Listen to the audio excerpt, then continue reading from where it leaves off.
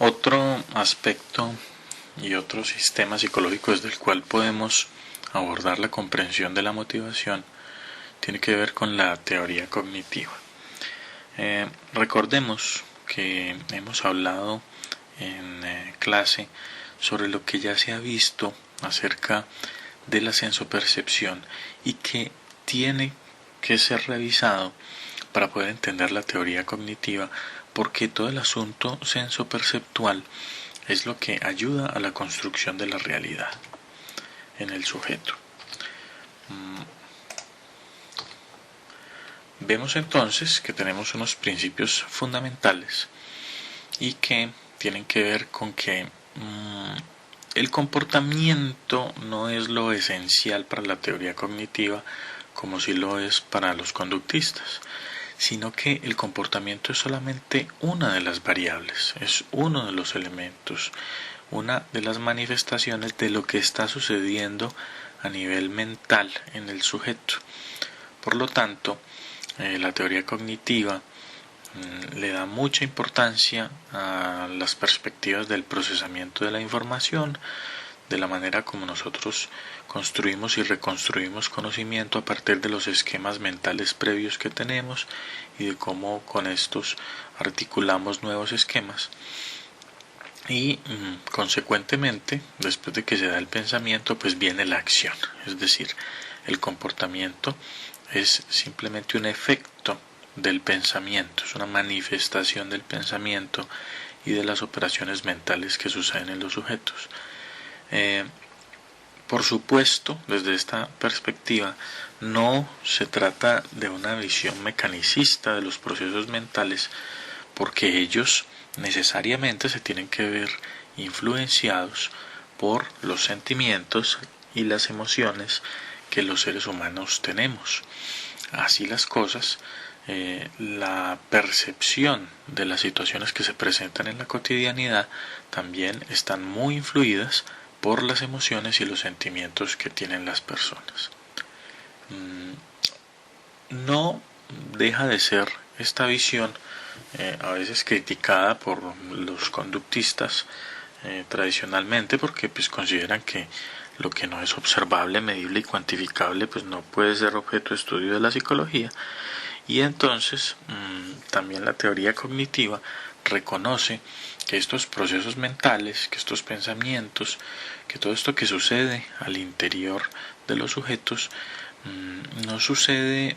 aisladamente, no sucede como una entidad totalmente abstracta, sino que tiene un sustrato biológico, un sustrato material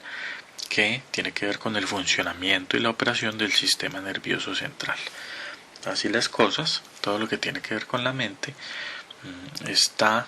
influenciado y está directamente producido por la forma como está funcionando el sistema nervioso central en los sujetos. Veremos entonces dos perspectivas. Esta es la primera, que es la perspectiva de Albert Ellis. En ella encontramos que hay dos tendencias. Este gráfico lo representa muy bien. En la sección izquierda del gráfico están unas tendencias de carácter positivo y en la sección derecha del gráfico encontramos unas tendencias de carácter negativo en los sujetos. Dentro de la tendencia positiva de los seres humanos, Albert Ellis encuentra que cognitivamente los sujetos tenemos un potencial racional, es decir, la capacidad de hacer un análisis de las situaciones que se presentan en las vivencias del sujeto, pero desde un punto de vista del razonamiento, de emplear todos los procesos mentales superiores para poder comprender la realidad. Y también tenemos la autopreservación de los sujetos, que es una tendencia a que las personas busquen mantener la vida, busquen mantener su integridad y busquen en esta autopreservación pues la conservación de su propia existencia. Pero como somos seres humanos integrales y hechos de opuestos, constituidos por opuestos, pues también hay en los seres humanos una tendencia hacia lo negativo, que se traduce cognitivamente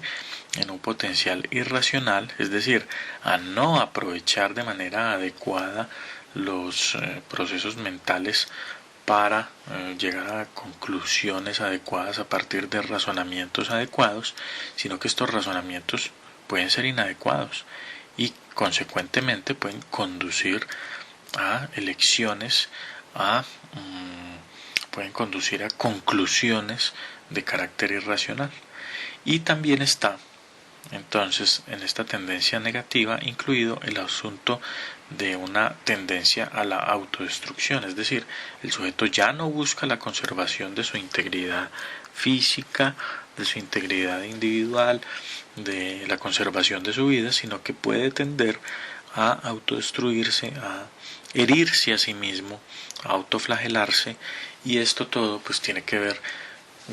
con la manera como emplea sus mecanismos de procesamiento de la información, cómo interpreta la realidad,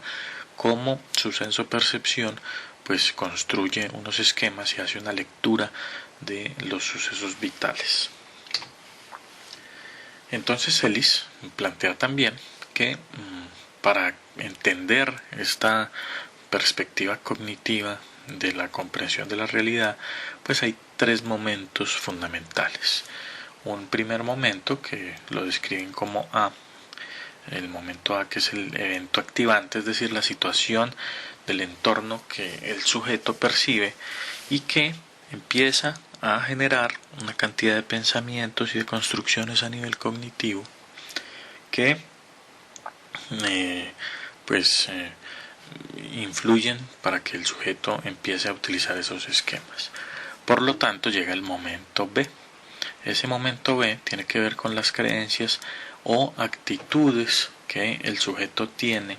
frente a el suceso o evento activante. Es decir, hay historia previa, hay aprendizajes previos, hay experiencias del sujeto, vivencias que han hecho que esa persona tenga una opinión, una perspectiva, tenga una interpretación de la realidad que tiene que ver con las creencias o con las actitudes que él ha construido. Y esas creencias o actitudes que él tiene dentro de su repertorio mental, pues hace que tenga una interpretación muy particular de cada situación. Es por eso que dos sujetos ante una misma situación pueden reaccionar diferente, porque cada uno de esos dos sujetos pues tiene sus creencias o tiene sus actitudes que han sido el producto de su propia historia y que hacen que esa persona tenga una lectura del evento activante muy particular. Un último momento es el estadio C o de las consecuencias emocionales, es decir, ya se presentó una situación que se llama evento activante, ya se hizo lectura de esa situación con las creencias o actitudes y finalmente eso genera una reacción emocional en el sujeto. Si retomamos el ejemplo que poníamos ahora en términos de que una misma situación puede generar dos reacciones diferentes en dos sujetos distintos, pues entonces veremos que ante una situación específica, como por ejemplo un insulto de una persona, uno de los sujetos puede reaccionar tranquilamente, hasta sonreír y decir, bueno, esta persona se está equivocando, tiene un concepto equivocado sobre mí, y simplemente continúa sin ninguna reacción emocional significativa o negativa. Y otra persona, ante ese mismo insulto del mismo sujeto, pues puede reaccionar agresivamente, puede tener la emoción de la ira y sentimientos de venganza hacia la persona que profirió el insulto, y son ante una misma situación consecuencias emocionales diferentes, porque están mediadas por las creencias o actitudes de cada una de las personas y de su propia historia y su propia construcción de vida. La otra perspectiva es la de Aaron Beck, quien propone que los sujetos pues hacen lecturas de la realidad y esas lecturas pueden desembocar en situaciones depresivas. Él trabajó mucho el asunto de la depresión, se centró mucho en la depresión y qué causaba la depresión y por qué los sujetos se volvían depresivos. Y entonces Beck propone que esa depresión tiene un origen en 3 tipos de evaluación que las personas hacen acerca de las situaciones. Y esas evaluaciones son acerca de sí mismo,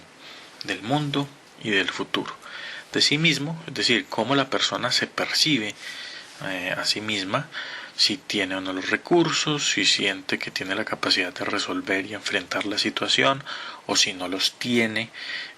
y se siente un poco con sentimientos de minusvalía para enfrentar esa situación difícil que se está presentando. También puede evaluar el mundo como algo agradable, algo positivo, pero también lo puede evaluar como algo perverso, algo dañino, un mundo amenazante que siempre está buscando causarle daño. Y la visión del futuro, que puede ser pues muy prospectiva, muy de planificación de cuáles son las metas y los objetivos a alcanzar, pero que en los pacientes depresivos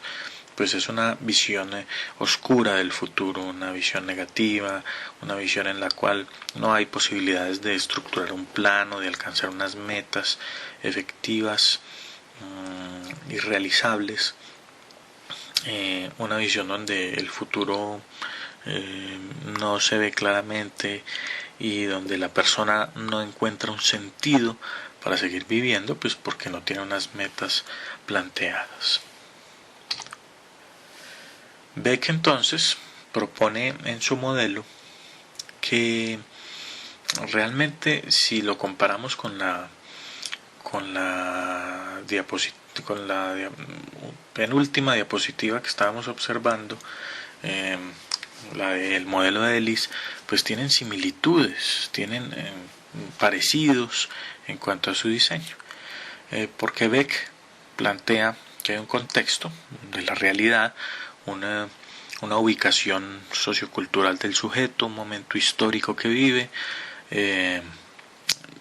una realidad, una cultura en la cual se encuentra inmerso el sujeto, y este contexto pues es generador de unas situaciones que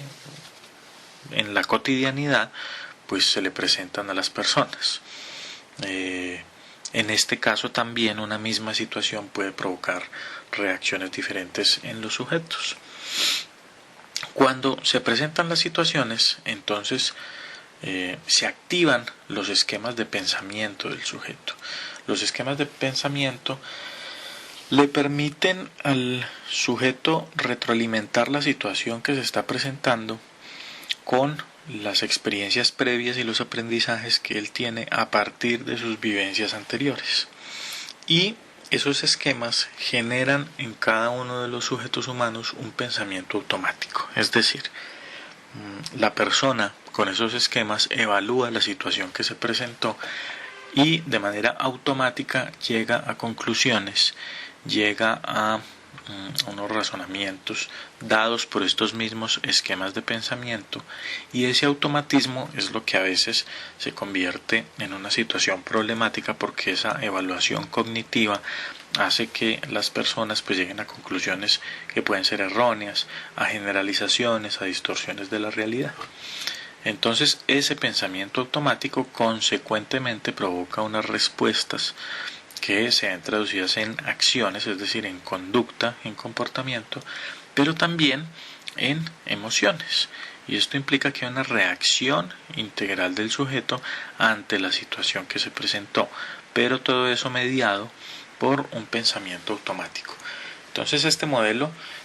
y en general los modelos cognitivos pues presentan similitudes en cuanto a que siempre hay un suceso vital, una situación de la realidad que se va presentando, llámese evento activante o llámese situación del contexto. Hay una evaluación de la situación a partir de lo que la persona tiene en su bagaje cognitivo, es decir, los esquemas de pensamiento, y esta evaluación consecuentemente genera unas respuestas del sujeto, una reacción que puede ser ajustada a lo que la cultura dice o no ajustada a lo que la norma cultural y social dice. Todo este proceso es lo que desde la perspectiva de Beck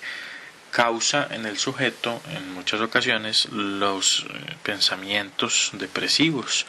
y la tendencia a la depresión, porque la evaluación en los esquemas de pensamiento hace que la persona se perciba a sí mismo, al mundo y al futuro como algo difícil de enfrentar. Por lo tanto, si observamos la motivación desde la perspectiva cognitiva,